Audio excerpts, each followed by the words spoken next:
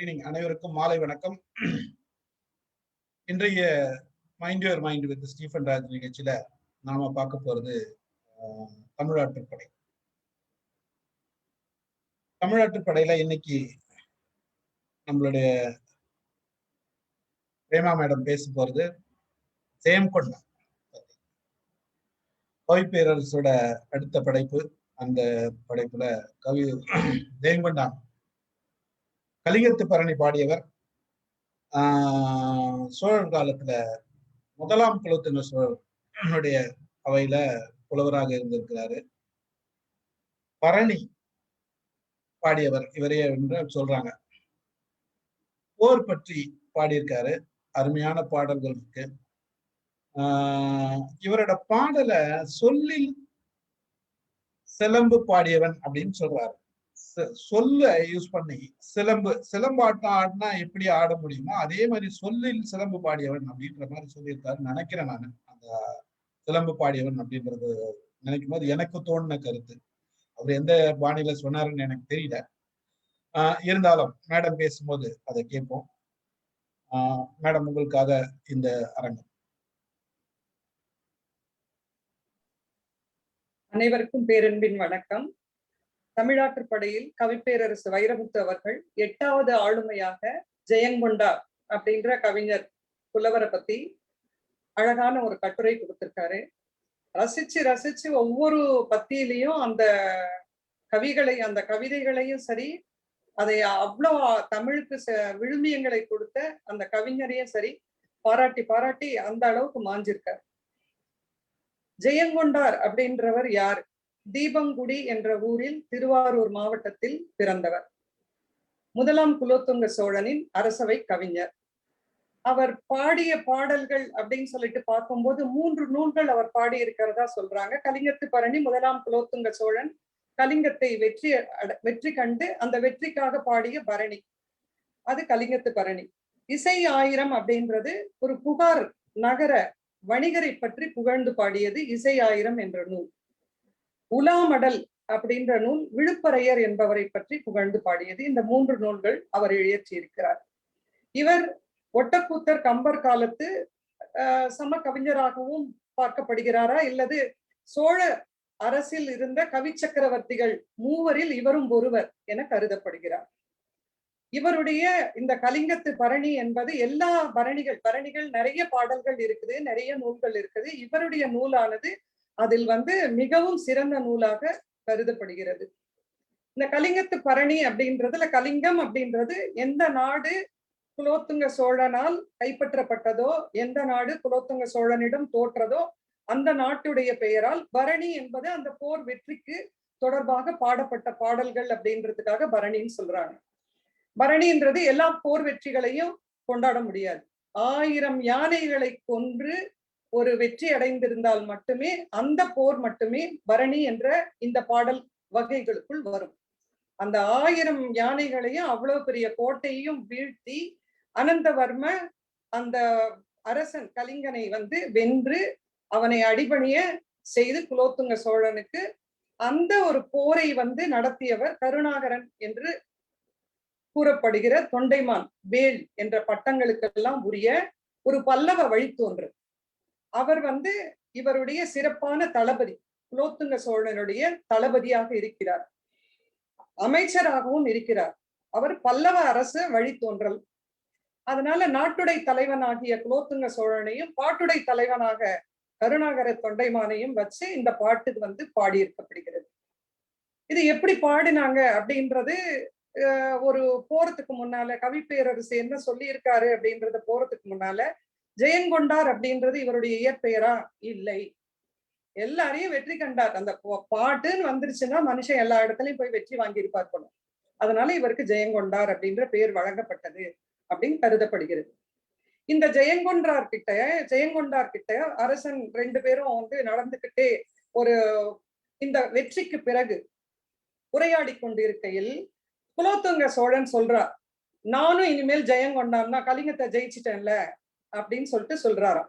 சொன்ன உடனே இவர் அப்படின்னா ஜெயங்கொண்டானை வெற்றி கண்ட ஜெயங்கொண்டான் பாடுறதுதான் சரியா இருக்கும், நான் பாடுறேன் அப்படின்னு சொல்லிட்டு இந்த கலிங்கத்து பரணியை பாடியதாக ஒரு நூல் வழி செய்தி வந்து இருக்கு.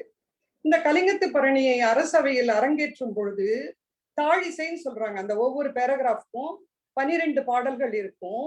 599 தாழிசைகள் உள்ளது இந்த கலிங்கத்து பரணி. 13 அதிகாரங்கள் கொண்டது. இந்த பாடல்கள் பாட பாட குலோத்துங்க சோழன் ஒவ்வொரு பாடலுக்கும் ஒவ்வொரு தங்க தேங்காய் கொடுத்தாராம். அத கணக்கு பண்ணி நம்ம கவிப்பேரரசு சொல்றார், ஒரு வேர்டு, ஒரு வார்த்தைக்கு 50 கிராம் தங்கம் வந்து வாங்கி இருக்கிற ஒரே கவிஞர் தமிழ்நாட்டுல அந்த காலத்துல இவர் ஒருத்தர் தான் இருக்க முடியும். அந்த அளவுக்கு வந்து அதை பாராட்டி மகிழ்ந்து சோழ அரசன் அந்த கலிங்கத்து பரணி பாடல்களுக்கு பரிசு கொடுத்திருக்கிறார் அப்படின்றது ஒரு இது. இவர் குலோத்துங்க சோழன் யாரு? முதலாம் குலோத்துங்க சோழன். அவர் அனந்தவர்ம சோழகங்கன் அப்படின்ற கலிங்கனை வெற்றி கொண்டது ஒரு பக்கம் அப்படின்னு சொன்னா, அவர் சாளுக்கிய வம்சத்தோட ஆண் வாரிசு, சோழ வம்சத்தோட பெண் வாரிசுக்கு பிறந்தவர். கங்கை கொண்ட ராஜேந்திர சோழன் எல்லாருக்கும் தெரியும், ராஜராஜ சோழனுடைய மகன். அவருடைய மகளை மணந்தவர். அந்த இடத்துல வந்து அந்த தாய் மாமா வந்து இறந்து போயிட்டதுனால அந்த பட்டத்துக்கு சோழ நாடு வந்து இன்னலுற்று இருக்கையில் அந்த பட்டத்தை வந்து ஏற்றுக்கொள்கிறார். 1170 பட்டத்தை ஏற்றுக்கொள்கிறார். 1120 50 ஆண்டுகள் சோழ நாட்டை இந்த முதலாம் குலோத்துங்க சோழன் ஆள்கிறார். இதுக்குள்ள பெரிய பெரிய சண்டைகளை எல்லாம் வந்து பண்ணி அந்த சோழ ராஜ்யத்தை வந்து ரொம்ப விஸ்தரிப்பு பண்றாரு. இந்த பக்கம் சேரரை வென்று கேரளா ஃபுல்லா வந்து கொண்டு வராரு. பாண்டியரை வென்று 5 பாண்டியர் இருந்திருக்காங்க போல, 5 பாண்டியரையும் அந்த 50 வருஷ காலத்துல வென்று வருகிறார். இவர் தென் கலிங்கர் மத்தவங்க எல்லாம் திரை கட்டுறாங்க. இந்த கலிங்க அரசன் மட்டும் திரை கட்டாம இருந்ததுனால வெகுண்டு எழுந்து சினந்து இவனை வந்து எப்படியும் வந்து இது பண்ணணும், இல்ல அவனுக்கு பெரிய கோட்டை இருக்கு, இத்தனை 1000 யானை இருக்கு, இதெல்லாம் சொல்லும் போது உடனே அந்த சேனாதிபதி தொண்டைமான் என்று பட்டப்பெயர் கொண்ட கருணாகரன், அவருடைய சொந்த பேர் பார்க்கும்போது திருவரங்கன்னு சொல்றாங்க. அவர் பல்லவ வம்சத்து வழி வந்தவர். அவர் நான் போய் இந்த படையை நடத்தி கலிங்கத்தை வென்று வருகிறேன் அப்படின்னு சொல்லிட்டு போய் அந்த மலைக்குள்ள ஒளிஞ்சுகிட்டு இருந்த அந்த அனந்தவர்ம சோழ கங்கனை வந்து பிடிச்சு கொண்டு வந்து அந்த போரில் ஜெயித்து இவருடைய அடிப்படையை வைத்து இந்த ராஜ்யத்தை வந்து பெருசுபடுத்துறார். அந்த கலிங்கம் அப்படின்றது வந்து இப்ப இருக்கிற ஒரிசாவில் இருக்கிற கலிங்கம் அந்த ஊர் அப்படின்னு சொல்லிட்டு சொல்றாங்க. அதுக்கு முன்னால மத்திய பிரதேஷ்ல இருக்கிற ஒரு ஊரோட சண்டை போட்டிருக்காரு, சேரரோட சண்டை போட்டிருக்காரு. இப்படி இந்த 50 வருஷத்துக்குள்ள அவருடைய உரையில் இருந்ததை விட எதிரிகளுடைய உடலில் இருந்ததுதான் அவரோட கத்தி ஜாஸ்தி அப்படின்னு சொல்ற அளவுக்கு இந்த சோழ அரசன் அவ்வளவு வீரமாக திகழ்ந்திருக்கிறார். இவரை வந்து நம்ம கவிப்பேரரசர் நக்கலா வந்து சொல்றாரு, நாட்டையும் விஸ்தரிச்சாரு, நிறைய ராணிகளையும் வச்சுட்டு இருந்தாரு அப்படின்னு சொல்லிட்டு சொல்றாரு. இப்படிப்பட்ட ஒரு போர் மூண்டு இந்த சோழர் வெற்றி வாகை சூடின இதோட இந்த கதை வந்து முடியுது நம்மளுக்கு. இந்த கதை முடிந்தாலும் நம்மளுக்கு இதுல வந்து இந்த 13 அதிகாரங்கள் அப்படின்னு சொல்லிட்டு சொன்னோம் இல்லையா, அந்த 13 அதிகாரங்கள்ல என்ன வருதுன்னு பார்க்கும்போது முதலில் கடவுள் வாழ்த்து வருகிறது. அந்த கடவுள் வாழ்த்துல பாத்தீங்கன்னா உமாபதி வாழ்த்துன்னு முதல்ல சிவனுக்கு, திருமாலுக்கு, நான்முகனுக்கு, கணபதிக்கு, முருகவேலுக்கு, அதுக்கப்புறம் நாமகள் அப்படின்ற சரஸ்வதிக்கு, அதுக்கப்புறம் உமையவளுக்கு, அதுக்கப்புறம் சப்த மாதர் அப்படின்னு இப்ப கூட நம்ம சொல்லுவோம், சப்த கன்னியர்னு எல்லா கோவில்ல போனா ஒரு 7 சிலை இருக்கும், பெண்கள் சிலை மாதிரி இருக்கும், கௌமாரி, சாம்பவி, இது மாதிரி வந்து அந்த தெய்வங்களுக்கு வந்து கும்பிடுவாங்க. இவங்களுக்கு இத்தனை பாட்டுகள் அந்த கடவுள் வாழ்த்து பாட்டுகள்ல வந்து வருது. இந்த கடவுள் வாழ்த்து பாட்டு கடவுள் வாழ்த்தா மட்டும் இருக்கிறது இல்ல. இப்போ ஒரு சொல்லணும்னா ஒரு எக்ஸாம்பிளுக்கு இவர் வந்து சிவனுக்கு வந்து பார்வதியை வந்து கையை பிடிச்சி பிரம்மன் வந்து யாகம் பண்ண, திருமால் வந்து கையை பிடிச்சு கன்னிகாதானம் பண்ணி இது மாதிரி கல்யாணம் பண்ணாரு அப்படின்னு சொன்னா அதுல கொண்டு வந்து திருப்பி குலோத்துங்க சோழன் இது மாதிரி வந்து இந்த முறைப்படி கல்யாணம் பண்ணிக்கிட்டாரு அப்படின்னு அந்த ராஜாவையும் வாழ்த்தி அப்படி ஒவ்வொரு பாடல்லையும் அந்த மாதிரி கொண்டு வர்றாரு. ஒவ்வொரு கடவுளுக்கு பேசும்போதும் அந்த கடவுளை தொடர்பு படுத்தி அந்த மன்னனையும் தொடர்பு படுத்தி அந்த பாடல்கள் வந்து வருது. அடுத்தது கடை திறப்பு அப்படின்னு சொல்லிட்டு 2வது அதிகாரம். அந்த கடை திறப்பு பாத்தீங்கன்னா வீரரை வாழ்த்துறாங்க, தலைவி வந்து ஊடுறாங்க, அந்த கடை திறப்பின்னு சொல்லிட்டு அவங்க வந்து ஜெயிச்சுட்டு வந்திருக்காங்க, கொஞ்சம் கதவு திறங்க அப்படின்னு சொல்லிட்டு சொல்றாங்க. இதுல வந்து அகத்திணை பாடல்கள் அந்த அளவுக்கு வந்து சிறப்பாக, இது வந்து போரை பற்றி சொல்ல வந்தது, வீரத்தை பற்றி சொல்ல வந்த அப்படி ஒரு நூலில் அந்த அளவுக்கு அகத்திணையை பத்தி அவ்வளவு நிறைய வந்து பேசியிருக்காரு. அதை நம்ம கவிப்பேரரசும் 1-2 பாடல்கள் எடுத்து சுட்டி காட்டி இருக்காங்க. அதுக்கு அடுத்தது காடு பாடியது. காளி வந்து உரையிற இடம், நமக்கு வந்து முல்லை அது மாதிரி எல்லாம் சொல்லும் போது இந்த காடு வந்து உரையிற இடத்துல வந்து காளி வந்து உரையிற இடம் வந்து காடு அப்படின்னு சொல்றது. அந்த பாலை நிலத்துல அந்த வெம்மையை பத்தி பாடினது, அந்த சூடு பத்தி பாடினது. இது வந்து அந்த இது கோவில் பாடியது. அந்த மறவர்கள் வந்து எப்படி வந்து வழிபாடு பண்றாங்க, அந்த கோவில் எப்படி இருக்கு, காளி கோயில், அதனுடைய சிறப்புகளை எல்லாம் சொல்லி பாடுறது கோவில் பாடியது. தேவியை பாடியது, காளியோட சிறப்புகளை அடியவர்களுக்கு அவங்க அருள் கொடுப்பதை அப்படி பாடுறது வந்து அடுத்தது தேவியை பாடியது. பேய்களை பாடியது, சண்டையே இல்லை, பேய்களுக்கு தீனியே இல்லை, அதெல்லாம் வந்து காளி கிட்ட வேண்டும், இப்படி இருக்கு நாங்கெல்லாம் இவ்வளவு கஷ்டப்படுறோமே அப்படின்னு சொல்லிட்டு அந்த தேவி முன்பு அப்படி வந்து பேய்கள் அவங்களோட உருவம் எப்படி இருக்கு, அவங்களோட செயல்கள் எப்படி இருக்கு, இதை பாடியது பேய்கள் பாடியது. இந்திரஜாலம், பேய் வந்து தேவி முன்னால மேஜிக் எல்லாம் பண்ணுது, அதை பத்தி பாடுறது இந்திரஜாலம், எப்படி எல்லாம் வந்து அது மாதிரி மேஜிக்ஸ் பண்றது அப்படின்னு. ராச பாரம்பரியம், குலோத்துங்க சோழனுடைய அந்த சோழ பாரம்பரியம் எப்படிப்பட்ட பாரம்பரியம், அதனுடைய சிறப்புகள் என்ன, இதை பத்தி எல்லாம் பாடுறது ராச பாரம்பரியம். பேய் முறைப்பாடு, காளியிடம் பேய்கள் தங்கள் குறைகளை போய் முறையிடுறது, அது வந்து அந்த ஒரு பேய் முறைப்பாடுன்ற அதிகாரத்துல வருது. அவதாரம், குலோத்துங்கன் பிறந்தது, வளர்ந்தது, சிறந்தது, இதை பத்தி எல்லாம் முழுக்க பாடுறது அவதாரம். காளிக்கு கூலி கூறியது, கலிங்கத்துல இருந்து ஒரு பேய் வருது, அந்த பேய் வந்து காளிட்ட சொல்லுது இப்படி நடந்தது அப்படி நடந்தது இந்த மாதிரி இருக்குது அப்படின்னு சொல்லிட்டு அந்த போரின் தன்மையை அங்க என்னென்னலாம் நடந்தது அப்படின்றது விவரிக்கிறது அந்த கூலி என்ற பேய் காளிக்கு கூறியது. இது வந்து அடுத்த அதிகாரம். போர் பாடியது, அந்த கூலி பேய் வந்து கலிங்க போர் எப்படி சோழருக்கும் கலிங்க படைக்கும் எப்படி எல்லாம் நடந்தது அதை பத்தியான விவரங்களை எல்லாம், அந்த கொடுமை எப்படி எல்லாம் கொடுமையாச்சுது, எப்படி யானை இறந்துச்சு, எப்படி குதிரை இறந்துச்சு, இப்படி எல்லாம் வந்து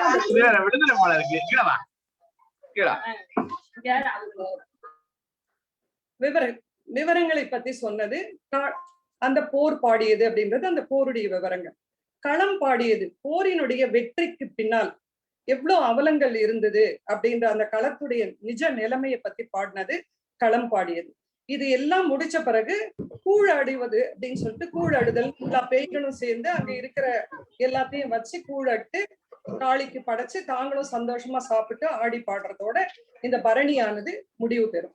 இது வந்து நமக்கு கொடுக்கப்பட்ட அந்த பாடல்கள்ல இருக்கிற பிரிவுகள். இந்த பிரிவுகள்ல அடுத்தது பரணி அப்படின்னு சொல்றது உங்களுக்கு தெரியும். நம்ம இப்ப கூட பரணி என்பது நட்சத்திரம், அந்த பரணி நட்சத்திரத்துல பிறந்தவங்க தரணி ஆளுவாங்க அப்படின்றது ஒரு பிலீஃப். அது மாதிரி போருக்கு புறப்படும் போது பரணி நட்சத்திரத்துல புறப்படுறது அப்படின்றது நல்ல சகுனமாக கருதப்பட்டது. போரின் வெற்றியை கொண்டாடுறது பரணி நட்சத்திரத்துல கொண்டாடுறது, அதனால பரணி அப்படின்னப்பட்டது. பரணி நட்சத்திரம் காளிக்கு மிகுந்த உகந்த விண்மீன், நாள் விண்மீன்னு சொல்றாங்க. நம்ம நட்சத்திரம்னு இப்ப கலோக்கியெல்லாம் சொல்றது, அது காளிக்கு மிக உகந்தது, அதனால அந்த பரணின்ற வார்த்தையை யூஸ் பண்றாங்க. பரணி அப்படின்றது அந்த பரண் அமைச்சு அந்த போரின் பொழுது எல்லா ஆயுதங்களை எல்லாம் வச்சு போர் பண்றது அப்படின்றதுனால அது பரணி அப்படின்னு சொல்லிட்டு அதுக்கும் வந்து இது மாதிரி சொல்றாங்க. இந்த மாதிரி புற போர் மட்டுமன்றி அகப்போர் ஆகிய உணர்ச்சிகளை வெல்வதும் பொருளாக கொண்டு சமய தத்துவ நோக்கில் இந்த பரணி நூல்கள் வந்து எழுந்திருக்கின்றன அப்படின்னு சொல்லிட்டு சொல்றாரு. 96 சிற்றிலக்கியங்கள் வகைகள்லாம் இருக்கு, அந்தாதி, அது மாதிரி தூது, குறவஞ்சி, இது மாதிரி எல்லாம் இருக்கிறதுல இதுவும் ஒரு வகை அப்படின்னு சொல்லிட்டு பரணி அப்படின்றது ஒரு வகை. அந்த பரணியில நிறைய நூல்கள் இருக்கின்றன. இந்த நூலானது அதுக்கு அச்சாணியா வந்து முதல் ஏற்பட்ட நூல் மிகச்சிறந்த நூலாக கருதப்படுகிறது அப்படின்றதோட நம்ம இந்த நூலை பற்றி, இந்த கவிஞரை பத்தி என்ன வந்து கவிப்பேரரசு சொல்றாரு அப்படின்றத பார்க்கலாம்.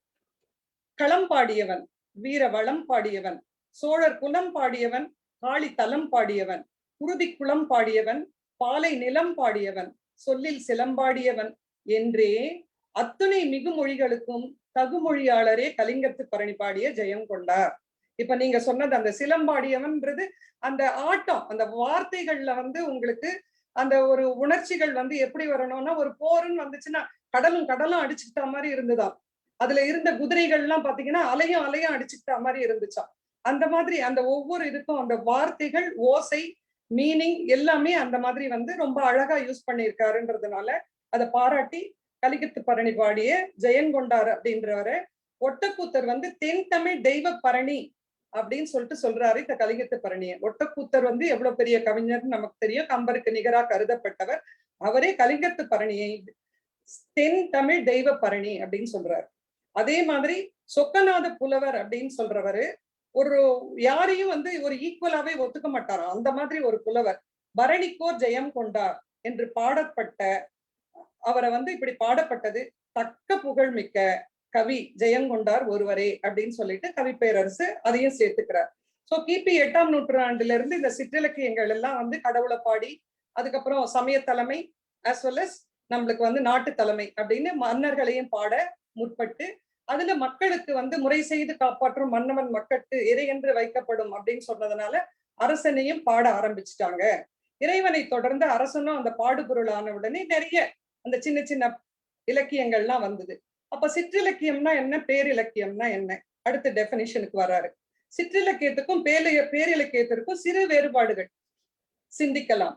வாழ்வோடு பொருந்தி மனித மாண்புகளை செம்மையுறுத்தும் அறம் பொருள் இன்பம் என்ற பெரும் பொருள் கொண்டு வரையறையற்ற பேரெல்லைகளோடு இயங்குவதெல்லாம் பேரிலக்கியம் அப்படின்னு சொல்றார். இப்ப நமக்கு வந்து பழைய இலக்கியங்கள் சிலப்பதிகாரம் இதெல்லாம் வந்து பெருசா காப்பியம் அப்படியெல்லாம் வந்து பார்க்கணும்.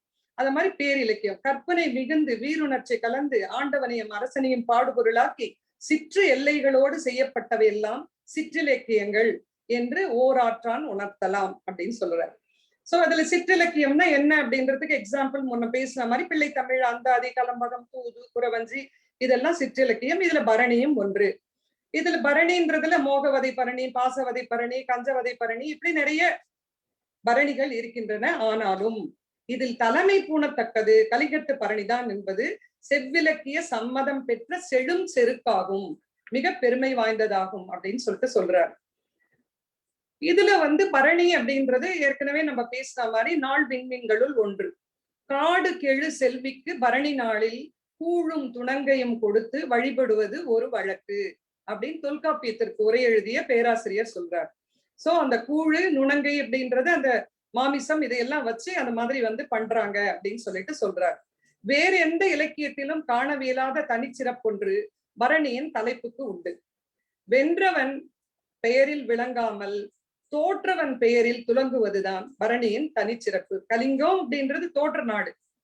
அந்த தோற்ற நாடை பத்தி அந்த தூய பண்பு, தமிழின தூய பண்பு பாருங்க, தோற்ற வரையும் பெருமைப்படுத்தி இருக்கிறோம் அப்படின்னு சொல்லிட்டு சொல்றாரு. ஈசல் பிடிக்கிறதெல்லாம் வேட்டை கிடையாது. அது மாதிரி போர்ல ஜெயிக்கிறதெல்லாம் பெரிய விஷயம் கிடையாது. எது ஜெயிச்சா பரணி? ஆனை 1000 அமரிடை வென்ற மாணவனுக்கு வகுப்பது பரணி. 1000 யானைகள் இருக்கிற போர்ல 1000 யானைகளை கொன்று வெற்றி பெற்று வந்தால் அவனுக்கு மட்டுமே பாடப்படுவதுதான் பரணி. இந்த முதலாம் குலோத்துங்க சோழனே கலிங்கத்து பரணியின் பாட்டுடை தலைவன்ன்றது வரலாற்று வழக்கு. இவனை பத்தி இப்ப நம்ம ஏற்கனவே பார்த்துட்டோம். அவர் சாளுக்கிய வம்சத்துல வந்தவர், பெண்படியா அம்மங்கை அப்படின்னு சொல்லிட்டு ராஜேந்திர சோழனுடைய பேரன். இவருக்கு வந்து இவருடைய காலம் 1070 1120. இந்த நாட்களில் இவர் வாழ் வந்து இவருடைய உரையில் உறங்கியதை விட பகைவனின் உடலில் உறங்கியது நாட்களே மிகுதி அப்படின்னு சொல்றாரு. இவர் ஜெயிச்ச நாடுகள் எல்லாம் எந்தெந்த வருஷத்துல எந்தெந்த நாட்டை ஜெயிச்சாரு அப்படின்றத சொல்றாரு. 1112 கலிங்கத்து பரணிக்கு பாடுபொருள் தந்த வடகலிங்க போர் தொடங்கி முடிந்தது. அந்த நாட்டு மன்னன் அனந்த வன்மன் கதை முடிந்தது. ஆணையிட்டவன் குலோத்துங்கன், 1000 யானை வென்றவன் படை கொண்டு சென்ற கருணாகர தொண்டைமான். அதனால நாட்டுடை தலைவன் குலோத்துங்கன் ஆகிறான், பாட்டுடை தலைவன் கருணாகரன் ஆகிறான் அப்படின்னு சொல்லிட்டு சொல்றான். இப்படிப்பட்ட ஒரு கருணாகரனை பத்தியும் அதுல வந்து அந்த புகழ், அவர் வந்து இது மாதிரி பல்லவ வம்சத்தை சேர்ந்தவர், பல்லவர் பரம்பரையின் மன்னர் குலத்து மரபணுக்கள்லாம் அவருக்கு இருக்கு. இப்படி வந்து 2 தோளிலும் அமைச்சராகவும் தளபதியாகவும் தொண்டைமானுக்கு இவ்வளவு உதவியா இருந்தாரு அப்படின்றத அந்த பாட்டு வண்டை வளம்பதி பாடீரோ பல்லவர் தோன்றலை பாடீரோ அப்படின்னு அந்த காஞ்சி மாவட்டத்துல வந்து அவர் பண்டலூர்ல இருந்திருப்பாரு, பறந்திருப்பாரு அப்படின்னு நினைச்சிட்டு இருந்தோம். அவர் தொண்டைமான்ன்றதுனால அப்படி இல்ல. அவருடைய மனைவி ஒரு நந்தா விளக்கு வந்து கொடுத்திருக்காங்க ஒரு கோவில்ல. அந்த கல்வெட்டை இருந்து பார்க்கும்போது வண்டாளம் சேரி அப்படின்னு சொல்றது சோழ நாட்டில் உள்ளது. அந்த இடத்துல வந்து நாச்சியார் கோயில் பக்கத்துல கும்பகோணத்துக்கு அருகில் இருக்கிற அந்த ஊர்ல தான் இவர் வந்து பிறந்திருக்கார் தொண்டைமான் அப்படின்றத, அதுக்கான பாடல்கள் அதற்கான தரவுகள் எல்லாம் வந்து கொடுக்கிறார். இதுல ஏற்கனவே நம்ம பார்த்தபடிக்கு என்னென்ன அதிகாரங்கள் இருக்கிறது. 599 தாழிசைகளையும் அந்த கட்டி எழுப்பியது அந்த கலிங்கத்து பரணி அப்படின்றது சொல்றாரு. ஆனா யுத்த சத்தம் கேட்பதற்கு முன்னால் முத்த சத்தம் கேட்க செய்கிறது கலிங்கத்து பரணியின் கடை திறப்பு எனும் கலை உறுப்பு. இதுதான் நம்ம ஏற்கனவே அந்த பெண்ணுக்கும் அந்த கல்யாணமான பெண்கள் கணவனை பிரிந்து இருக்கிறாங்க. அதை கணவர் வந்துட்டாருன்னு போய் கதவை திறக்கிறாங்க. கணவர் இல்ல, திருப்பி கதவை சாத்துறாங்க. அன்னைக்கு இரவு முழுக்க இதுதான் நடக்குது. அந்த கதவே தேஞ்சு போச்சு, அந்த தாழ்பாலே தேஞ்சு போச்சு, திருகி திருகி தேஞ்சு போச்சு. வருவார் கொழுனர் என திறந்தும் வாரார் கொழுனர் என அடைத்தும் திருகும் குடுமி விடியளவும் தேயும் கபாடம் திறமீனோ என்பது கடைத்திறப்பில் ஒரு மடைத்திறப்பு. இந்த பாட்டை வந்து குறிப்பிடுறார். அதே மாதிரி அடுத்த பாட்டு வந்து இவர்கள் சேர்ந்து இருக்கையில் அந்த பாட்டு வந்து நிலவை வந்து நிலாவுடைய ஒளிய வந்து துணின்னு நினைச்சிட்டு அவங்க வெக்கப்பட்டு அந்த ஆடை மாதிரி அதை எடுத்து போத்திக்கிறாங்க அப்படின்றது. களியின் மயக்கத்தே கலை போய் அகல கலைமதியின் நிலவை துகில் என்று எடுத்துடுப்பீர் நீழ்பொற் கபாடம் திறமீனோ என்று பனை ஓலையில் உழுது போகிறது ஜெயங்கொண்டானின் சிறுங்கார எழுத்தாணி. பாட வந்தது போரின் வெற்றி, ஆனா பாடி இருக்கிறது இந்த மாதிரி ஒரு பாடல்களை வந்து பாடி இருக்காரு. அகத்திணை பாடல்களையும் வந்து பாடி இருக்காரு அப்படின்றத சொல்றாரு. அதே போல அந்த அந்த நேய கலவி மயக்கத்தை நிகழ்ந்த மொழியை கிளியுரைப்ப வாயை புதைக்கும் மடநல்லீர் மணிப்பூர் கபாடம் திறமீனோ. அந்த பெண்கள் கிளி வந்து இவர்கள் என்னென்ன பேசினாங்களோ படுக்கை அறையில் பள்ளி அறையில் இதையெல்லாம் வந்து அந்த கிளி வந்து பேச ஆரம்பிச்சா அதனோட வாயை அடைக்குதாங்க. இந்த சிருங்கார சித்தன் என்று பைய வையலாம்னு மதுரை பாஷையில சொல்றாரு. இவரை வந்து இப்படி எல்லாம் பாடுறாரு. இவரை பைய வையலாம், மெல்ல வெல்ல அவரை வந்து திட்டலாம் பாவலனை அப்படின்னு சொல்லிட்டு முடிக்கிறார். களம் பாடுவதற்கு முன்பு காடு பாடுகிறது கலிங்கத்து பரணி. கொற்றவை குடியிருக்கும் காட்டின் சுட்டெரிக்கும் வெம்மையை காட்டுவதன் மூலம் களத்துக்கான தனத்தை கட்டமைக்கிறார். இது எப்படி இருக்குது அப்படின்னு சொன்னா, கொல்லன் ஆயுதம் செய்வதற்கு முன் இரும்பை பழுக்க காய்ச்சும் ஒழுக்கம் போன்றது அப்படின்ட்டு. காடிவதியும் காடு கடுங்காடு எப்படி இருக்கும்? சூரிய கதிர்களால் பூமி என்ற தட்டை ஓட்டில் வருபடும் காடு. அங்கே உலர்ந்து கிடக்கும் ஓமை மரங்கள், புகைந்து கிடைக்கும் வீரை மரங்கள், பொரிந்து கிடக்கும் காரை செடிகள், இப்படி எல்லாம் சொல்லிட்டு வந்து உதிர்ந்த வெள்ளில் ஆகிய தாவர குடும்பம் சரிந்து கிடக்கும், வாகை மரங்களும் கூகை மரங்களும் வற்றி கிடக்கும், வேல மரங்கள் மடிந்து கிடக்கும். இப்படிப்பட்ட இடத்துல புறாவானது நெருப்புக்கு மேல பறக்கிற மாதிரி பறக்குது.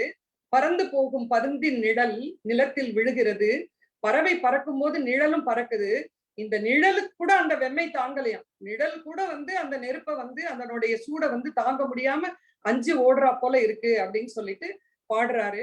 சென் நெருப்பினை தகடு செய்து பார் செய்த தொக்கும் அச்செந்தரை பரப்பு அந்நிலத்தின் புகை திரண்டது ஒப்பிலது ஒப்புரா அதன் இடைப்புறா அப்படின்னு சொல்லிட்டு ஒரு அவ்வளவு அழகா வந்து இத வந்து காட்சிப்படுத்துறார். ஒரு காட்டுக்கே பெய்ய வேண்டிய மழையை ஒரு கழனியில் கொட்டி தீர்த்து விடும் மேகம் போல ஒரு பேரிலக்கியத்தில் படைக்கிறதுக்கு எவ்வளவு பேராற்றல் தேவையோ அதையெல்லாம் சிற்றிலக்கியத்திற்கு செலவிட்டு இருக்கார் ஜெயங்கொண்டார் அப்படின்னு கவி பேரரசு பாராட்டு மடல் வாசிக்கிறாரு இந்த ஒரு பாட்டுக்கு. இந்த கொற்றவை காட்டுல எல்லாம் எப்படி இருந்தது அப்படின்னு சொல்லிட்டு அந்த அந்த பேயெல்லாம் வந்து எல்லா காலத்திலையும் எல்லா கவிஞர்களும் எல்லா நூலாசிரியர்களும் சொல்றாங்க. ஷேக்ஸ்பியரும் மேக்பெத்ல வந்து இதை பத்தி சொல்றாரு. இந்த மாதிரி பகுத்தறிவுக்கு அப்பாற்பட்ட ஒரு உலகத்தை பாடி காட்டும் ஒரு படைப்பு கலை அப்படின்னு சொல்லிட்டு இருந்தாலும் மொழிகளுக்கும் இருந்தே வந்திருக்கிறது. மகாகவி ஷேக்ஸ்பியர் வந்து அந்த மாயக்காரிகளை வர்ணிக்கிறார். இவை என்ன? இவற்றின் ஆடைகள் சருகு போல உலர்ந்து அச்சமூட்டுகின்றது. மண்ணுயிர்களைப் போல இல்லையே, உலர்ந்த உதடுகள், சூம்பிய விரல்கள். நீங்கள் பெண்களாகத்தான் இருக்க இயலும், ஆனால் தாடியோடு திரியும் உங்களை எப்படி பெண்கள் என்பது. இவ்வளவுதான் பேய்கள் போன்ற மாயக்காரிகள் குறித்து ஷேக்ஸ்பியர் கொடுத்த சித்திரம். ஆனா நம்ம ஜெயங்கொண்டார் என்ன சொல்றாரு? கொட்டும் மேழியும் கோத்த பல்லின கோம்பி பாம்பிடை கோத்தணி தாலிய தட்டி வானை தகர்க்கும் தலையின தாழ்ந்து மார்பினை தட்டும் உதட்டின. இந்த பேய் எப்படி இருக்குதான்? பனை மரங்கள் மாதிரி கையை கால் இருக்குதான். பிலம் போன்ற வாயின என்பும் நரம்பும் துருத்தி சென்றின தோன்றும் உடலின ஓந்திகள் கொத்த பாம்பினை தாலியாக அணிவன பாசிப்பட்ட துளைகளையுடைய மூக்கின ஆந்தையும் வவ்வாலும் உட்புகந்து உலாவும் செவியின மண்வெட்டியும் கலப்பையும் கோத்து வைத்தார் போன்ற பல்லின வானை தட்டி தகர்க்கும் தலையின மார்பின் மேலே துவண்டு தொங்கும் உதட்டின. இப்படி இருக்கு அப்படின்னு சொல்லிட்டு நமக்கு கண்கள் வழியாக களப்போரை கட்டமைக்கிறான் கவிஞர் அப்படின்னு சொல்லிட்டு சொல்றார். உலக இலக்கியங்கள்ல எந்த இதுலயும் வந்து இந்த மாதிரி நம்ம பார்க்க முடியாது. ராவணன் வந்து அந்த மாதிரி வந்து நம்ம ஏற்கனவே வந்து கனவு அப்படின்னு சொல்றது நம்மளுடைய மனசு இன்ட்யூஷன் சொல்றது அப்படின்றது ஒரு நினைச்சிட்டு இருக்கிறோம். பகுத்தறிவுவாதிகள் கனவையும் ஒத்துக்கிறது இல்லை. அது மாதிரி இன்ட்யூஷன் அப்படின்றதுக்கு நமக்கு வந்து இன்னும் அதை ப்ரூஃப் பண்ற முடியல கனவுகள் அப்படின்றதுனால அதை சொல்லி ராவணனுக்கு மண்டோதரி சொல்றாங்க, இந்த சண்டை வருது ராமனோட அப்படின்னு சொல்லும் போது கனவு கண்டு அந்த கம்பன் வந்து அதிரும் கற்பனைகளால் உதிரம் உரையும்படி உரைக்கிறான். என்ன சொல்றான்? உதிரம் மாறி சொரிந்தது உலகெல்லாம், அதிர வானம் இடிந்தது, அறுவரை பிதிர வீழ்ந்தது அசனி, நாவும் வாயும் உலர்ந்தன, பூவின் மாலை புலால் வெறி பூத்தலால் அப்படின்னு சொல்லிட்டு மண்டோதரி வந்து ராவணனுக்கு சொல்றாங்க. என்ன சொல்றாங்க? மேகத்துல இருந்து குருதி தொளி கொட்டுது, மலைகள்லாம் உடையிற அளவுக்கு இடி விழுது, அம்பு பூட்டிய வில்லெல்லாம் நான்கள்லாம் அருந்தன, தேர்குதிரைகள்லாம் தூங்கி போயின, நாவும் வாயும் உலர்ந்து போனது, பூக்கள் எல்லாம் புலால் வாசம், மாமிச வாசம் வருது அப்படின்றத சொல்றாங்க. யாரு? கம்பர், கவி சக்கரவர்த்தி என்று நம்ம போற்றக்கூடிய கம்பர். இந்த மாதிரி பாட்டுகள் திரைப்படத்திலையும் வீரபாண்டிய கட்டபொம்மன்ல வெள்ளையத்தேவன் வந்து போருக்கு போகும்போது வெள்ளையம்மாள் வந்து அழுவா, கூந்தல் அவிழ்ந்து விழவும் கண்டேன், கொண்டையில் பூவும் கருக கண்டேன், ஆந்தை இருந்து அலற கண்டேன், பட்டத்து யானையும் மண்மேல் சாய கண்டேன், போகாதே போகாதே என் கனவா, பொல்லாத சொப்பனம் நானும் கண்டேன்னு பாடுவாங்க. இதெல்லாம் இப்படி வச்சுதான், இந்த பாடலை வச்சுதான் பாடி இருக்காங்க அப்படின்னு சொல்லிட்டு, இந்த மாதிரி தீமிருத்தங்கள் வந்து இப்படி எல்லாம் இருக்கு அப்படின்றத ஒரு இமயத்திலிருந்து இமய பேய் ஒன்று வடகலிங்கத்துக்கு ஊர் நேரும் என்று தான் கண்ட சில தீ நிமித்தங்களை காளிக்கு சொல்லுதான். என்ன சொல்லுது? மதக்களிறு மறுப்பிற மதம் புலருமாலோ, மடப்பிடி மறுப்பிழ மதம் பொழியுமாலோ, கதிர்ச்சுடர் விளக்கொளி கருத்தெரியுமாலோ, காலமுகில் செங்குருதி காலம் வருமாலோ அப்படின்னு சொல்லிட்டு கம்பன் என்ற மகாகவிக்கே கனவுகளை கடன் கொடுத்தவன் இந்த கலிங்கத்து பரணியான். இந்த பாடல் என்ன சொல்லுது? மதம் பற்றின யானைகள், மறுப்பெழுந்து மதம் ஒழுகின பெண் யானைகள், கருப்பாய் எரிந்தது விளக்கொளி, மேகங்கள் ரத்தம் பொழிந்தன, முரசங்கள் இசைப்பாரே இல்லைன்னா அதிருது, இந்திர வில்லிட்டது இரவு, புலால் நாற்றம் வீசியது பூமாலை, ஓவியங்கள் உடல் வியர்த்தன, செந்நீர் கசிந்தது ஊற்று நீர், ரத்தம் வருது ஊத்து நீர்ல. இதுதான் இந்த பாடலுடைய பொருள். இப்படிப்பட்ட பாடலை இவர் பாடியதனால்தான் அடுத்தது கம்பர் வந்து இதை பாடுறாரு அப்படின்றத வந்து சொல்றாங்க. சோ உலகத்தின் மிகப்பெரிய பாடுபொருள் போர். மண்ணையும் பெண்ணையும் உணவையும் கவர்வதற்காகவோ காப்பதற்காகவோ மீட்பதற்காகவோ முதல்ல வந்து போரை தொடங்கி வைத்தான். அதுக்கப்புறம் ஆயுதம், ஆட்கள் இதெல்லாம் மாறி மாறி இன்னைக்கும் போர் வந்து தொடர்ந்து வருகிறது. இந்த போர்ல அப்படின்னு சொன்னா ஓமருடைய இலியட் போரை பத்தி ரொம்ப சிறப்பா வந்து அவருடைய இலியட்ஸ்ல வந்து சொல்லியிருப்பார். அந்த வந்து ஒரு வீருணர்ச்சி எப்படி சொல்றார் அவரு அப்படின்றத நமக்கு உலகளவில் இருக்கிற இலக்கியங்களை வந்து நமக்கு எடுத்துக்காட்டா இதுல காமிக்கிறார். ஆஷ் மரங்களும் கார்னல் மரங்களும் அடர்ந்த காட்டை பெருமூச்செறிய செய்து கிழக்கு காற்றும் மேற்கு காற்றும் மலைப்பள்ளத்தாக்கில் பேரோசையோடு சண்டையிட்டுக் கொள்வதை போல ட்ரோஜன்களும் கிரேக்கர்களும் முட்டி மோதினர். இந்த அளவில் தான் இலியட்டை பத்தி இலியட்ல வந்து ஹோமர் சொல்றாரு. ஆனா நம்ம ஜெயங்கொண்டார் எப்படி சொல்றாரு? எரிகடலோடு கடல் கிடைத்த போல் இரு படைகளும் எதிர் கிடைத்தவே, மரித்திரையோடு திரை மலைத்த போல் வருபரியோடு பரிமலைக்கவே. கடலும் கடலும் சண்டை போடுதான், படைகள் சண்டை போடுறது கடலும் போல இருக்கான். அதே மாதிரி குதிரைகள் சண்டை போடுறது வந்து அலையும் சண்டை போடுற மாதிரி இருக்கான். இந்த ஒலி ஊர்வலத்தை கடக்கும் முன்னே காட்சி படிவம் கண்ணை மிரட்டுகிறது, குருதி வந்து அப்படி நதியாகிறது அப்படின்னு சொல்றாரு. இந்த வெண்கொற்ற கொடைகள் எல்லாம் நுரைகளாகின்றன, துண்டிக்கப்பட்ட யானையின் கரமோ நதி இருபுறமும் கரையாகிறது. அந்த அளவுக்கு வந்து நிறைய யானைகள் துண்டிக்கப்பட்டது, ஆற்றங்கரைக்கு கரை போடுற மாதிரி அந்த துதிக்கைகள் வந்து வருது. இதுக்கும் எல்லாம் மேல ஒரு தற்குறிப்பு ஏற்ற அணியில வந்து உலக கவிகளுக்கெல்லாம் உலக கவிகளை எல்லாம் ஓரங்கட்டுகிறான் ஜெயங்கொண்டான் அப்படின்னு சொல்லிட்டு, வெட்டி வீழ்த்தப்பட்ட யானையின் துதிக்கை சுருண்டு வீழ்கிறது. அதை பத்தி சொல்றாரு. மத்த யானையின் கரம் சுருண்டு வீழ வன்சரம் தைத்த போதில் அக்கரங்கள் சக்கரங்கள் ஒக்குமே. அந்த துதிக்கையில வந்து ஃபுல்லா அம்புகள் வச்சிருக்கிறதுனால அதுவே பெரிய சக்கரம் மாதிரி இருக்கும். அந்த அளவுக்கு வந்து வீரர்கள் வீர விளையாட்டை வந்து விளையாடி இருக்காங்க. கலிங்கத்து பரணியின் அரங்கேற்றத்தின் போது இப்படிப்பட்ட பாடல்களை இவர் பாட பாட பொற்றேங்காய் உருட்டுவானாம் கொற்றவன் குலோத்துங்க. நம்ம ஏற்கனவே பார்த்தோம். ஒரு தேங்காய் அப்படின்றது 550 இருந்து 600 கிராம் இருக்கும். பொன் தேங்காயை வந்து அவர் உருட்டுறாரு. அதுக்கு வந்து நம்ம கவிப்பேரர் சொல்றாரு, 12 வார்த்தைகள் இருக்கிற ஒரு தாழிசைக்கு ஒவ்வொரு தேங்காய் உருட்டுனாரு அப்படின்னு சொன்னா, அப்ப ஒவ்வொரு வார்த்தைக்கும் 50 கிராம் பொண்ணு வாங்கின ஒரே கவிஞன் நம்முடைய ஜெயங்கொண்டார் தான் அப்படின்னு சொல்லிட்டு சொல்றாரு.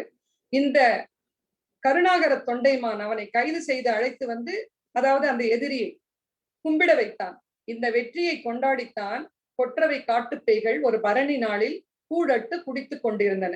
இதுதான் அந்த கூழடுதல்ன்ற இந்த 14th பிளேஸ்ல வர்ற இந்த கலிங்கத்து பரணியில இருக்கிற கடைசி ஒரு இது.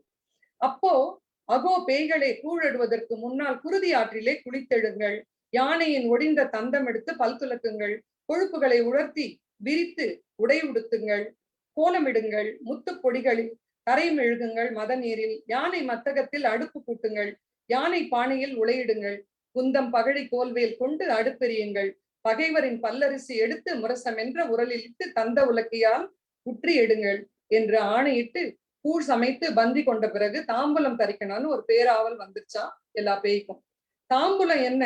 குதிரைகளின் செவிச்சுருளை வெற்றிலையாய், குதிரை கால்களின் பிளந்த குழம்பே பெரும்பாக்காய், பகைவர்களின் கண்ணின் வெண்மணியே சுண்ணாம்பாய் தாம்பூலம் தரிக்கிறது பெரிதனும் பெரிது கேட்கும் பேய் கூட்டம். இந்த அளவுக்கு வந்து பலமா உட்கார்ந்துட்டு அந்த பேய்கள் வந்து சாப்பிட்டுட்டு சாமியை வந்து கும்பிடுதான். இப்பொழுது எழுகிறது ஒரு வினா, இதுவா சிற்றிலக்கியம்?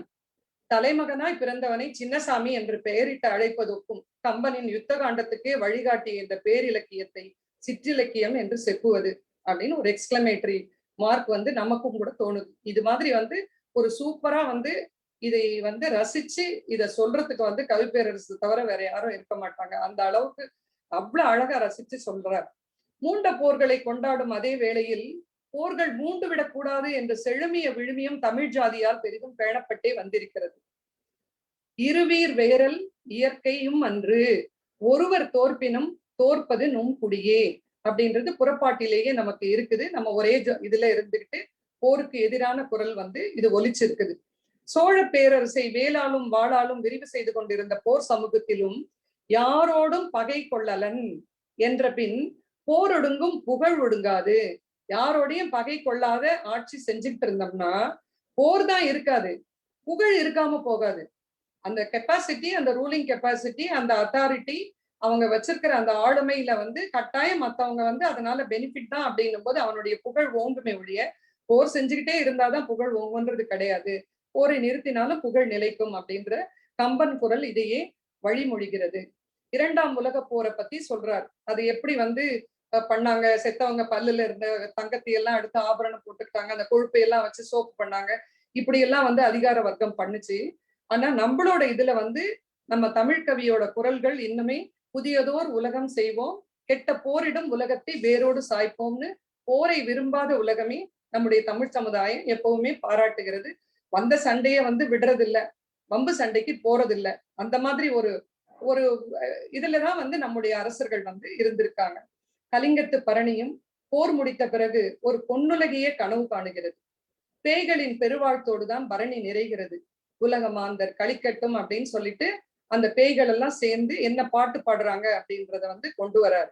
யாவரும் களி சிறக்கவே, தேவர் இன்னருள் தழைக்கவே, பூதலம் புகழ் பறக்கவே, புவி நிலைக்கவே, புயல் சுரக்கவே அப்படின்னு சொல்லிட்டு பேய்கள் வந்து வாழ்த்துதான்.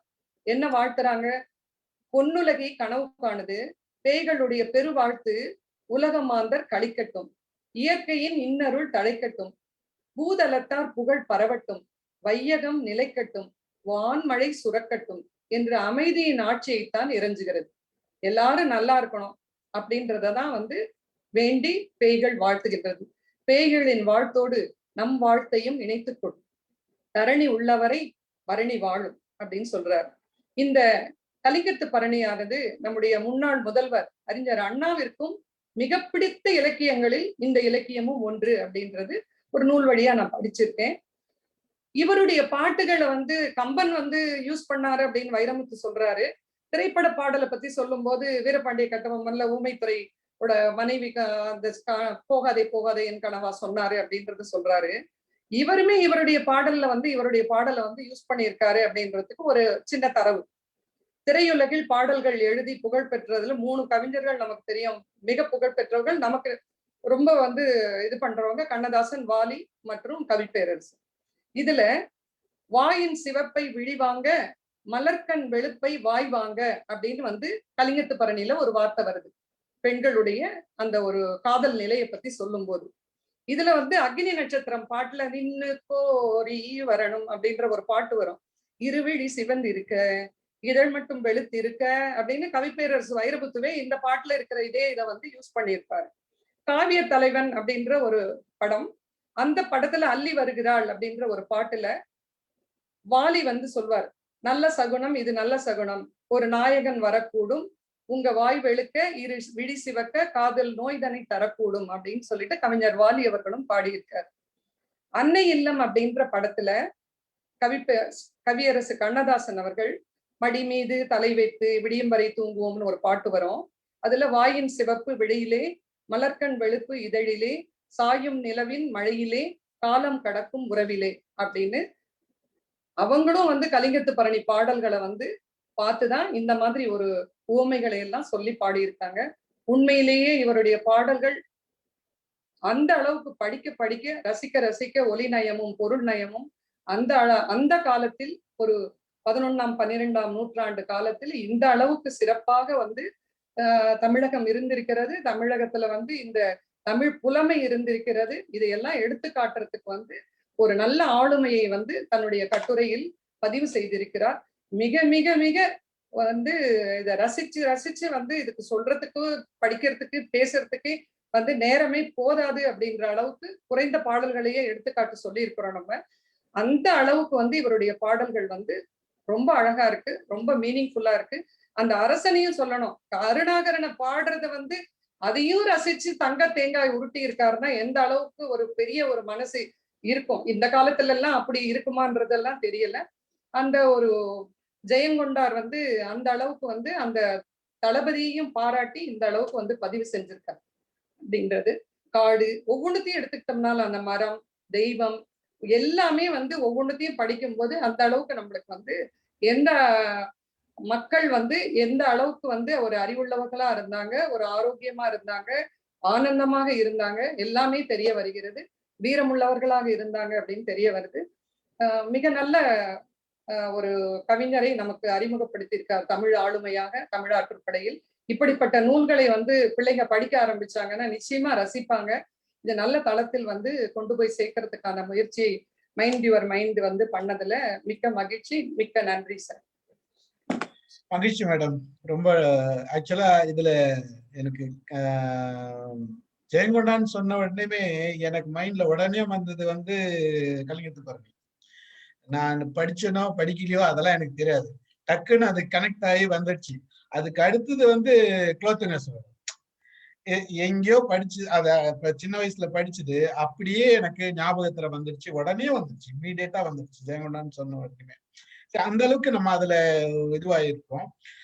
அந்த இந்த பாடல் படிச்சுதான் எனக்கு அத நான் ஒரு இதுல போட்டேன் இல்லைங்களா, எடுமெடு எடுமெடு மெடுவென வெடுத்தோர் இகலிலு கடலில் இயக்கவே, இப்படி ஒரு பாடல் இருக்குது அப்படின்னு பார்த்தா இதை படிக்கும் போதே நானும் படிச்சு மனப்பாடம் பண்ணணும்னு நினைச்சேன், முடியல.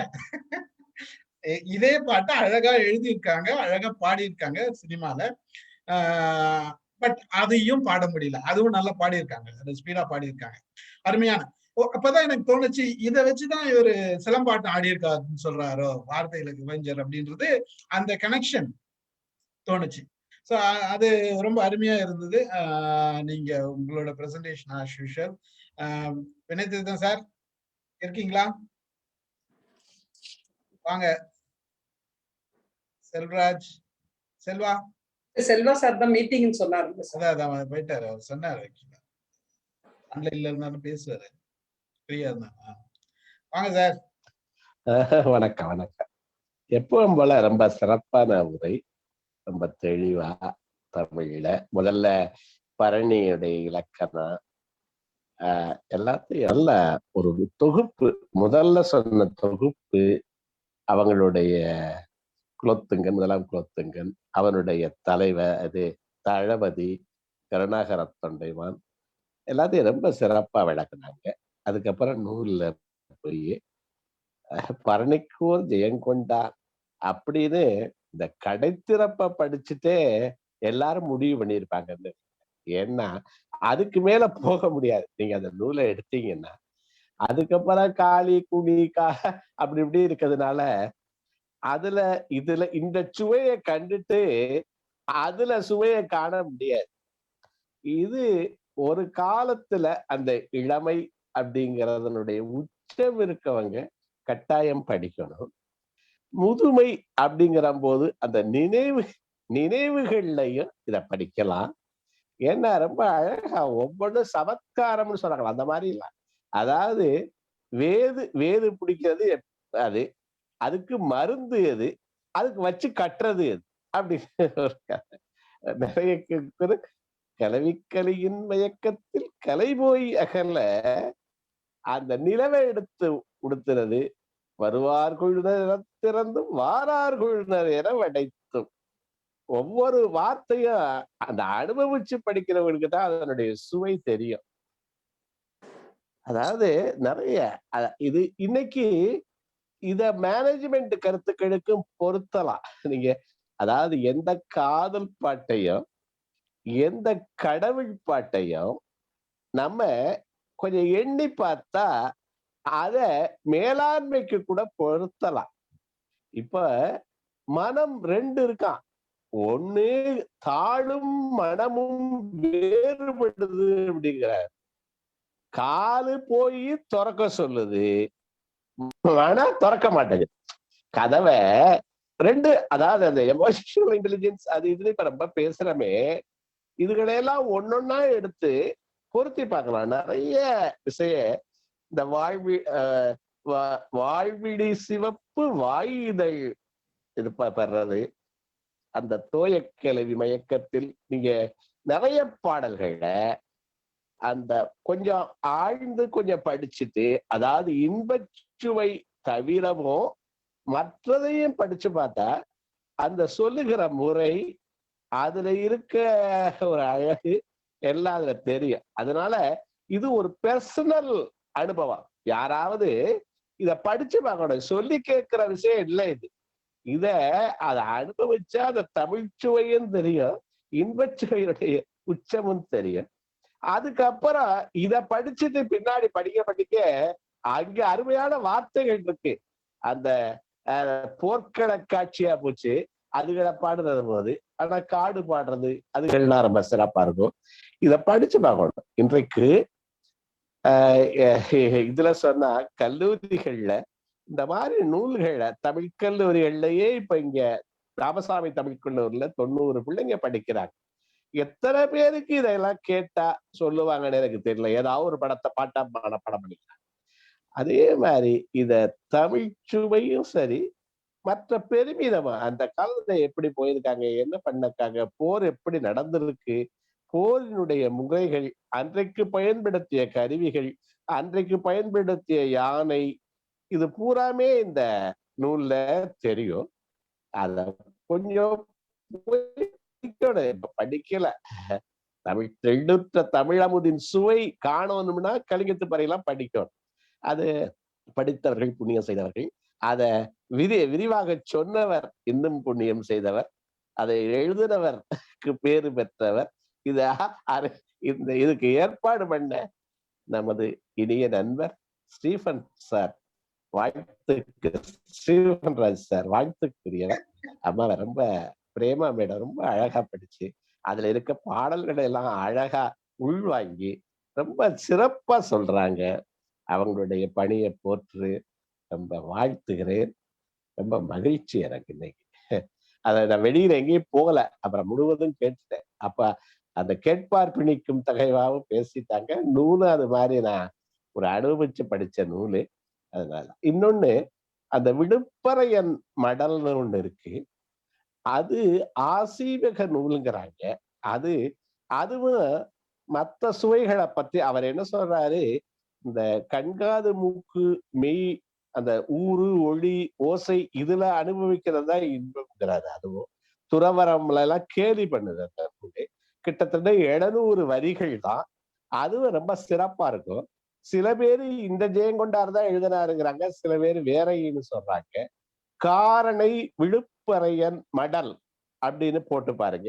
ஏன்னா மடலூறுதல் ஆடுக்கு இல்லை, அதாவது பெண்ணு இதுல அந்த மடல்ல பத்தி சில இதுகள்லாம் இருக்கு. அதுல இவரு மடல் ஆண் ஏறுறது மாதிரி, அதாவது தெய்வத்துக்காக ஏறுறது அந்த மாதிரிதான் சொல்றாங்க. இதுல ஒரு பெண்ணுக்காக ஏறுறது மாதிரி. மடல்ங்கிறது நான் ஒரு ஒரு இந்த பனை ஓலைய கட்டிக்கிட்டு அவ அவ அத நான் இன்னாரு இந்த நான் காதலிக்கிறேன்னு ஊருக்கு சொல்றது, அவ ஒத்துக்கல அப்படின்னு சொல்றது மாதிரி சொல்றாங்க மடல். அது பெரிய மடல் சிறிய மடல்லாம் வைணவத்துல இருக்கு, இலக்கியத்துல இருக்கு. ஏன்னா வைணவத்துல அவன் ஆணை அடைகிறதுங்கிறது மாதிரிதான். இது இது ஒரு விழுப்பறையன் மடல். யாராவது முடிஞ்சா அதை படிச்சு பாருங்க. அதுவும் ரொம்ப ஓட்டமா இருக்கும், ரொம்ப நல்லா இருக்கும். ரொம்ப மகிழ்ச்சி, அரிய சந்தர்ப்பம். வாழ்த்துக்கள் திருமதி பேரமா. இதுல நான் வந்து தமிழ் இலக்கியம் படிக்கிறவங்களுக்கு பாடமாவும் கொடுத்திருக்காங்க சார். நாங்கெல்லாம் படிச்சது இல்ல. நான் இப்ப நம்ம இந்த நூலை படிச்சதுனால நமக்கு அது தெரிஞ்சுக்கணும்ன்றதுக்காக நம்ம வந்து கொஞ்சம் பார்த்தது. முழுக்க படிக்கல, அந்த நூலை வந்து முழுக்க படிக்கல. நமக்கு வேண்டிய பாகங்கள் அதை மாதிரியும் படிச்சுக்கிட்டோம் நம்ம. பட் இது வந்து நூல்ல வந்து இது 13 அதிகாரம் இருக்குது. முதல் 4 அதிகாரங்கள் ஏதோ ஒரு யூனிவர்சிட்டி, அண்ணாமலை யூனிவர்சிட்டியா அழகப்பா யூனிவர்சிட்டியான்னு எனக்கு தெரியல. அதுல தமிழ் பாடத்துக்கு வந்து முதல் 4 அதிகாரங்களை வந்து பாடத்திலேயே கொண்டு வந்திருக்காங்க, இலக்கிய பாடத்திலேயே கொண்டு வந்திருக்காங்க. எனக்கு நம்ம படிச்ச காலத்துல படிச்ச மாதிரி ஒரு நினைவுல இருக்கு. எனக்கு இல்ல சார், வந்து ஞாபகம் இருக்கு. அது எனக்கு கலிங்கத்து பரணி படிச்ச ஞாபகம் இருக்கு. அந்த தொடர்நிலை செய்யுள்ள ஒரு பகுதி இருந்திருக்கு. அதாவது கிட்டத்தட்ட 10 பாடல், ரொம்ப அதிகமா இருக்காது. கம்பராமாயணம் தொடர்நிலை செய்யுள்ள கிட்டத்தட்ட குகப்படலம் ஏதாவது இருக்கும், அல்லது கைகை அந்த வரவாங்கின படலம் இருக்கும். ஆனா இதுல ஒரு குறைச்சலான கலிங்கத்து பரணின்னு ஒரு இது சார் சொல்ல உண்மை. நாங்க இவ்வளவு ஸ்ட்ராங்கா நான் எதுக்கு சொல்றேன்னா, இந்த இடையில நான் எதுவுமே இதை பத்தி பேசுனதை படிச்சதும் கிடையாது. எனக்கு நம்ம இவரு ஜெயங்கொண்டன் சொன்ன உடனே மண்டையில டக்குன்னு ஸ்ட்ரைக் ஆனது கலிங்கத்து பரணி. இடையில வந்து எனக்கு எக்ஸாம்க்கு எதுக்காவது ப்ரிப்பேர் பண்ணிருக்கேன். காம்படிட்டிவ் எக்ஸாம் எழுதுனது கிடையாது நான். அந்த விளையாட்டுக்கெல்லாம் நான் போனதே கிடையாது. இன்னொரு விஷயம் சொல்லிட்டீங்களா? தமிழர்களால பெரும்பகுதி அறியப்பட்ட நூல் தான் இது. அதாவது ஒரு பேராச்சும் கேள்விப்பட்ட நூல் தான் இது. அதாவது கலிங்கத்து பரணிங்கிறது சாதாரண எந்த தமிழனும் கேட்டதுதான் இது. ஒரு பரணி பாடுறது அப்படிங்கிறது, ஒரு வெற்றியை பாடுறதுங்கிறது நம்ம தமிழகத்துல ஓரளவு ஒரு இதுல இருந்தாலும் அதை கேள்விப்பட்டிருப்பாங்க, அதுல ஒண்ணு சந்தேகம். ஆனா போயிருப்பாங்களா தெரியல, போனாலும் கடைத்திறப்ப தாண்டி இருப்பாங்களான்னு தெரியல எனக்கு. ஆனா நம்ம கட்டாயமா அது தனிப்பட்டு படிச்சு இன்பம் நுகர்ந்து அதுல இருக்க சில செய்திகள் நான் சொன்னது மாதிரி அத ஒரு வெற்றிக்கோ அல்லது ஒரு மேனேஜ்மெண்ட் இதுக்கு ஒரு மன உணர்வுகளுக்கோ அதை நீங்க பயன்படுத்தலாம். இன்னொன்னு சொல்றாரு, வடுகு சில பொம்பளை பேசுறாங்களாம், தெலுங்கு பேசுறாங்களாம், கன்னடம் பேசுறாங்களாம், கர்நாடகியர் இது 3ம் கொளறி பேசுறாங்களாம். ஏன்னா அது மென் குதலை அதுகெல்லாம் ஒரு வரலாற்று செய்திதான். அப்ப எல்லாமே கொஞ்சம் கொஞ்சமா இங்க வர ஆரம்பிச்சிருச்சு அப்படிங்கிற செய்திகள் இதோட கலந்துருச்சு அப்படிங்கிற செய்திகள் தான் வருகிறது. சாளுக்கியம் அப்படின்றது உங்களுக்கு தெரியும், அது தெலுங்கு தான். சாளுக்கியம் அப்படின்றது தெலுங்கு தான். பல்லவர்கள் சில பேர் வந்து தெலுங்கு தான். இவங்க கலிங்கத்துக்கு வரைக்கும் போறாங்க. இந்த பக்கம் வந்து மலையாளம் உங்களுக்கு சேரநாடு முழுக்க அனெக்ஸ் பண்றாங்க. அதே மாதிரி ஒரிசா வந்து அனெக்ஸ் பண்றாங்க. இப்ப பாடல்ல மலையாளத்துல வடுகு சிலர், கர்நாடியர் சிலர்னு சொல்லி பாடுறாரு. மென்குதலை இப்ப பேசுறாங்க. அப்ப மனைவியில சில பேர் இப்படி தமிழும் சில தமிழும் தான் சொல்றாரு. அப்ப இது மாதிரி கலந்து பேசுற பெண்ணோட தான் மனம் நடந்திருக்குங்கிறது இருக்குங்க. பல செய்திகளை நம்ம ஊன்றி படிச்சா பல செய்திகள் இதுல கிடைக்கிறதுக்கு வாய்ப்பு. தரவுகள் இது வந்து இது கதை மட்டும் ஃபிக்ஷன் மாதிரி இல்லாம வரலாற்று தரவுகள் இதுல இருக்கு. எந்தெந்த வருஷத்துல நடந்த போர் எல்லாமே அதுல வருது. அவனுடைய சிறப்புகளை பாடும்போது அவனுடைய மனைவிகள், அவருக்கான மனைவிகள் யார் யாரு, அந்த மனைவிகளோட நாடு, இப்படி எல்லாத்தையுமே வந்து ஹிஸ்டரி மாதிரி தான் கொண்டு வராங்க. அதே மாதிரி கருணாகரன்றவர் பல்லவ வழித்தோன்றல். அதுக்கப்புறம் காஞ்சிபுரம், சோழர்னா கேபிட்டல் வேற தானே, நம்மளுக்கு இப்ப காஞ்சிபுரத்துல வந்து இவர் இருக்கிறாருன்னு சொல்றாங்க. ஏன்னா அது வந்து பல்லவர் வழியில இருக்கிற இவர் இருக்காரு, சாளுக்கிய மன்னனுடைய ஆண் வாரிசா இருக்கிறாரு. அந்த மாதிரி அந்த ஹிஸ்டாரிக்கலாவும் இதுல வந்து கொஞ்சம் இது பண்றதுக்கு. பட் வினிதேத்தான் சார் சொன்ன மாதிரி இது வந்து படித்து தானாக ரசிக்கும் போது இன்னுமே இதுல வந்து ஒரு ஆளுமை அப்படின்றது வந்து இவர் புலவர் என்ன பாட வந்தார், என்னெல்லாம் தொட்டு போறாரு, எப்படி எல்லாம் ஒரு கடவுள் துதினாலும் அதுல அவ்வளவு அழகா அந்த மன்னனை அதே மாதிரி எப்படி வந்து பாராட்டுறாரு, அந்த வீரத்தை எப்படி பாராட்டுறாரு, இப்படி வந்து ஒவ்வொன்றுத்துலயும் நமக்கு ரசிக்கிறதுக்கான ஒரு ஸ்கோப் வந்து தமிழை வந்து நீங்க சொல்ற மாதிரி அந்த ரிதம் எப்படி எல்லாம் சிலம்பாட்டம் ஆடுறாருன்னு சொல்றது வந்து பிகாஸ் ஆஃப் தி அந்த வார்த்தைகள் அந்த ஒலி எப்படி எல்லாம் விழுது அப்படின்றது. சோ ஒலிநயம், பொருள் நயம், அகத்திணை, புறத்திணை, வீரத்தையும் பாடுது, காதலையும் பாடுது அப்படின்னு சொல்லும் போது மிகவுமே ரசிக்கத்தக்க ஒரு நூலாக, அதனால வந்து இலக்கிய வட்டத்தில் இது வந்து ரொம்ப வந்து இருக்கவே தான். அண்ணா அறிஞர் அண்ணாவுக்கு பிடிச்ச நூல் அப்படின்னு சொல்லிட்டு அவர் எவ்வளவு பெரிய இலக்கியவாதின்றது தெரியும். அவருக்கு பிடித்த நூல்களில் இந்த நூல் வந்து மிக முக்கியமான நூல்னு சொல்றாங்க.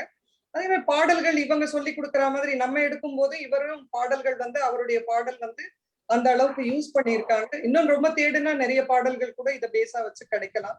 கம்பரே வந்து இந்த போர் வந்து மண்டோதரி சொல்ற மாதிரி அந்த செந்நீர் புலால் வாசம் பூல இருக்கிறது இதெல்லாம் வந்து இதுல இருந்துதான் எடுத்து அதை சொல்றாரு அப்படின்றத கம்பரே வந்து இவருடைய பாடல்களை ஒட்டிதான் அந்த பாடல் பாடியிருக்காரு போரை பத்தி அப்படின்னு சொல்றாங்க. மிகச்சிறந்த ஒரு ஆளுமையை தான் வந்து அறிமுகப்படுத்தி இருக்காரு. இது இப்படி இவர் பேசலன்னா இதை பத்தி நமக்கு பெரிதா வந்து தெரிஞ்சுக்கிறதுக்கான வாய்ப்பு இருந்திருக்காது. சாதாரணமா இருக்கிறவங்களுக்கு இலக்கியவாதிகளுக்கு வேணா வாய்ப்பு இருந்திருக்கும், மத்தவங்களுக்கு இதை பத்தி இந்த நூலை பத்தி பெருசா தெரிஞ்சுக்கிறதுக்கு வாய்ப்பு இருந்திருக்காது. நம்ம கொஞ்சம் ஆராய்ச்சி பார்த்தோம்னா நமக்கு அதாவது ஒவ்வொருத்தரும் அந்தந்த பழைய அவங்களுக்கு பின்னாடி இருந்த காலகட்டத்துல இருந்து அதை தழுவிதான் வந்திருக்காங்க. இப்ப நீங்க நம்ம எல்லா சினிமா பாட்டுன்னு பாத்தீங்கன்னா கண்ணதாசன் ஒரு இதுல சொல்லியிருக்காரு, நான் பாட்டு எழுதுறதுக்கு மகாபாரதமும் ராமாயணமும் தான் எனக்கு, நான் அதை படிக்கலன்னா பாட்டு பெருசா எழுதிருக்க மாட்டேன் அப்படின்றது தெளிவாவே சொல்லியிருக்காரு. சோ அந்த மாதிரி நிறைய எல்லா இலக்கியவாதிகள் கவிஞர்களும் இன்னைக்கு எழுதுற கவிஞர்கள் வந்து எல்லாருமே பழைய பாடல்கள்ல இருக்கிற அப்படியே எடுத்து ஒரு சிலர் எழுதியிருக்காங்க, ஒரு சிலர் கொஞ்சம் மாற்றி எழுதியிருக்காங்க. நிறைய பாடல்கள் அதுல வாலி நிறைய பண்ணியிருப்பாரு. அது பார்த்தாவே புரியும், நமக்கு தெரியும், அந்த இது தெரியும். இதுல இந்த பாட்டு கலிங்கத்து பரணி பாட்டு அப்படியே யூஸ் பண்ணியிருக்காரு. இப்ப இதுல ராமன் படத்துல அப்படியே யூஸ் பண்ணிருக்காங்களே, இப்ப நான் படிச்ச பாட்டு அப்படியே யூஸ் பண்ணிருக்காங்க. அது எனக்கு ஆச்சரியமா இருந்தது, பரவாயில்லையே அப்படின்ட்டு. எத்தனை பேருக்கு தெரியும் இது கலிங்கத்து பரணி பாடல் அப்படின்றது தெரியாதே. திருக்குறள்னா நம்ம கண்டுபிடிச்சிடுறோம், பட் இந்த மாதிரி பாடல்களை எடுத்து அப்படியே யூஸ் பண்ணியிருக்கும் போது பாரதிதாசன் பாடல் தெரியும், பாரதியார் பாடல் தெரியும், கலிங்கத்து பரணியை யூஸ் பண்ணியிருக்காங்கன்றது நிறைய பேருக்கு தெரியும். இது உண்மையா ஒரு செய்தியா ஒரு அருமையான நியூஸ் தான் அது. அது தெரிஞ்சுக்கணும் ஆக்சுவலா. ரொம்ப நன்றி மேடம், கலந்து கொண்டு உங்களோட ஒவ்வொரு வாரமும் உங்களோட சிறப்பான உரை, உங்களோட நேரம் அனைத்திற்கும் என்னோட மனமார்ந்த நன்றிகள். கலந்து கொண்ட அனைவருக்கும் நன்றி. நாளை வந்து நோ யுவர் இன்டெலிஜென்ஸ் அப்படின்றது ஒரு தலைப்புல பேசலாம்னு இருக்கேன்.